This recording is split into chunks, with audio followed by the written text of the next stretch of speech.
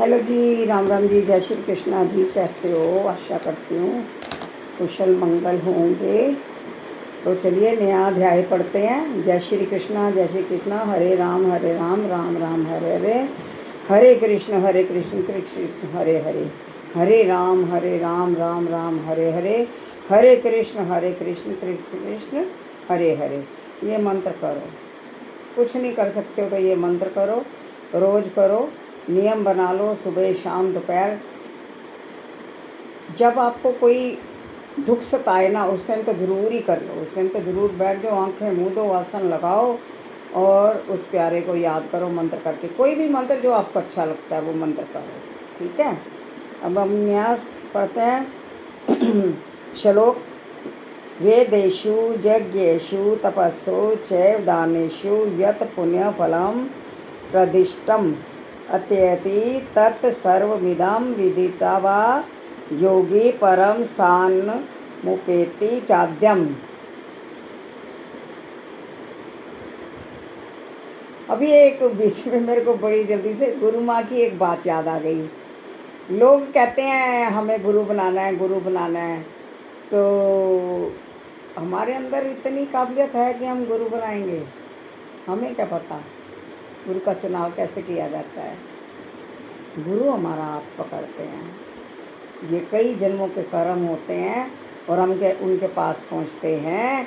हम प्यासू होते हैं तो हमें उनको ये कहना चाहिए कि मुझे आपको गुरु नहीं बनाना है, मुझे आपके साथ जुड़ना है, मुझे ज्ञान सीखना है। आपके चरणों में अपना सिर झुकाता हूँ और मैं आपके साथ जुड़ना चाहता हूँ। वो कभी किसी के लिए कुछ नहीं कहती हैं।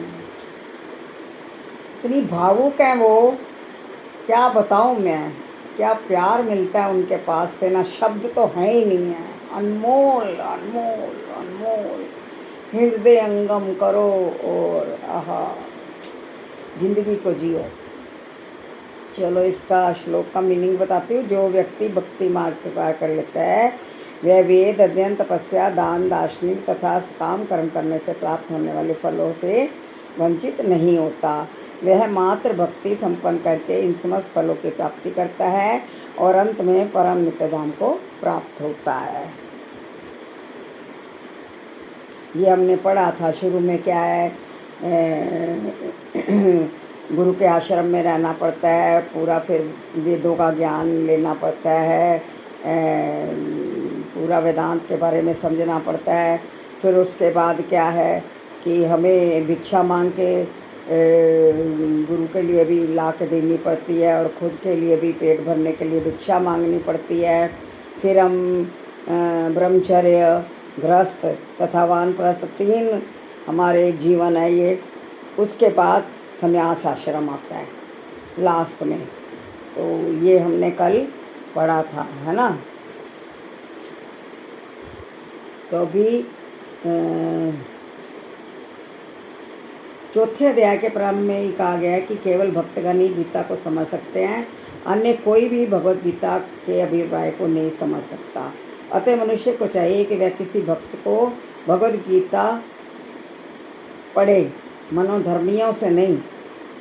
तो भक्त से कहो, जो लगे कि इस काबिल है कि वो उस रास्ते पे जाना चाहता है, प्यासा है, तो उसको कहो गीता पढ़ो। हर एक को नहीं।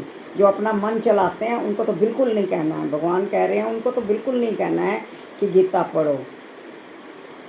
पर मैं फिर भी मैं कहती हूँ कि नहीं, वो भी पढ़ें, उनका बेड़ा पार हो जाए। ये श्रद्धा का सूचक है। जब भक्त की खोज की जाती है और अंत भक्त की संगति प्राप्त हो जाती है, उसी क्षण से भगवत गीता का वास्तविक अध्ययन तथा उसका ज्ञान प्रारंभ हो जाता है। भक्त की संगति से भक्ति आती है और भक्ति के कारण कृष्ण या ईश्वर तथा ईश्वर के कार्यकलापों, उनके रूप, नाम, लीलाओं आदि से संबंधित सारे भ्रम दूर हो जाते हैं।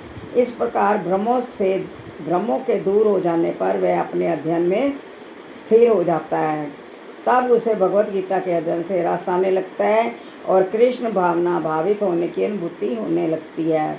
आगे बढ़ने पर वह कृष्ण के प्रेम में पूर्णतया अनुरक्त हो जाता है यह जीवन की सर्वोच्च सिद्ध अवस्था है। लास्ट में जो है ना, क्या नाम है आपका, संन्यास वाला, उसको कहते हैं ये जीवन की सर्वोच्च सिद्ध अवस्था है, जिससे भक्त कृष्ण के धाम गोलोक वृंदावन को प्राप्त होता है, जहाँ वह नित्य सुखी रहता है। वृंदावन धाम की जय। अब हमारा कल नया अध्याय होगा, अध्याय 9। ठीक है, तो जय जय श्री कृष्णा, जय जय श्री राधे। अभी हमें क्या समझाएगी, 4 अवस्थाएं हैं ना। पहले है ब्रह्मलोक, फिर गृहस्थ, और फिर क्या बताइए, फिर हमारी लास्ट में जो है संन्यास, है ना। 4 अवस्थाएं बताई हैं। एक बारी में नहीं समझ आता, ना ही याद होने वाला है, बार बार पढ़ती हूँ तब जाके समझ आता है कि क्या पढ़ा आज। ये देखो ना, पहले वेदों का अध्ययन करते हैं आश्रम में, फिर ब्रह्मचारी बनते हैं, तो फिर गृहस्थ जीवन में अनुमति दी जाती है। फिर जो है उसके बाद वानप्रस्थ, फिर वानप्रस्थ होता है जैसे जंगल में जाके रहना, और उसके बाद संन्यास आश्रम।